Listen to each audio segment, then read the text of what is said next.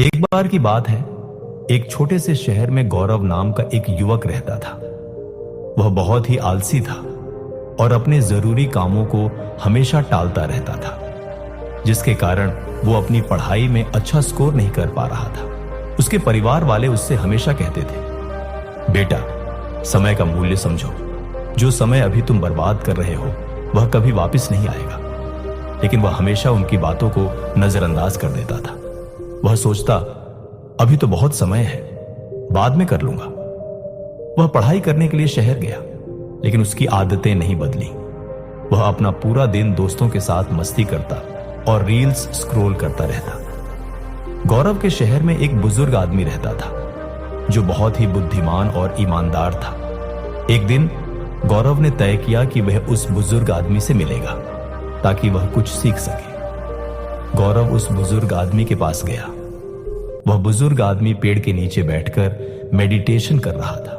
गौरव ने उसे नमस्कार किया और कहा, मेरी मदद कीजिए, मैं जिंदगी में विफल हो रहा हूं। हर बार मेरे दोस्त मुझसे आगे निकल जाते हैं, लेकिन मैं हमेशा पीछे रह जाता हूं। मुझे उन सबसे अच्छा बनना है। मुझे बताइए कि मैं ये कैसे कर सकता हूं। बुजुर्ग आदमी ने कहा, बेटा, तुम संघर्ष झेल रहे हो क्योंकि तुम अपने कामों को हमेशा टालते रहते हो और समय की कदर नहीं करते।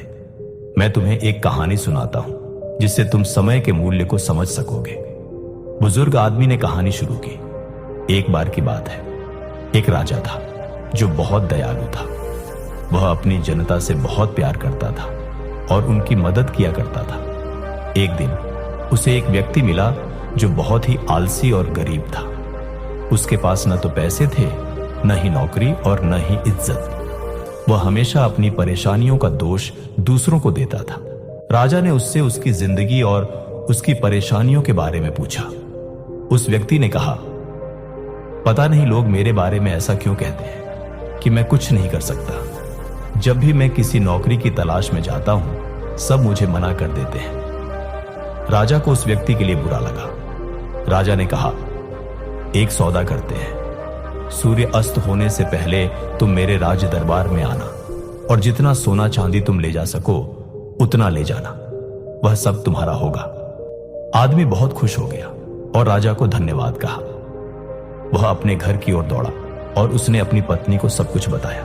उस व्यक्ति की पत्नी भी बहुत खुश हुई और कहा, जाओ और जल्दी से सोना चांदी ले आओ। उस व्यक्ति ने कहा, मैं अभी नहीं जा सकता, मैं भूखा हूं, पहले मुझे खाना दो। जल्दी से उसकी पत्नी ने खाना बनाकर उसे दिया। उस व्यक्ति ने खाना धीरे धीरे खाया। उसने सोचा, उसके पास तो बहुत समय है, खाना खाने के बाद खजाना लेने जाऊंगा।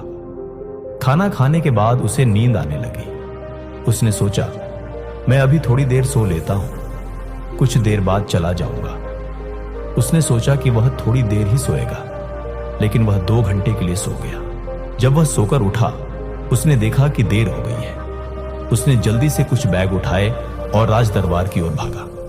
रास्ते में धूप तेज थी, उसे गर्मी लगने लगी। उसने सोचा, थोड़ी देर पेड़ के नीचे आराम कर लेता हूं, फिर आगे बढ़ूंगा।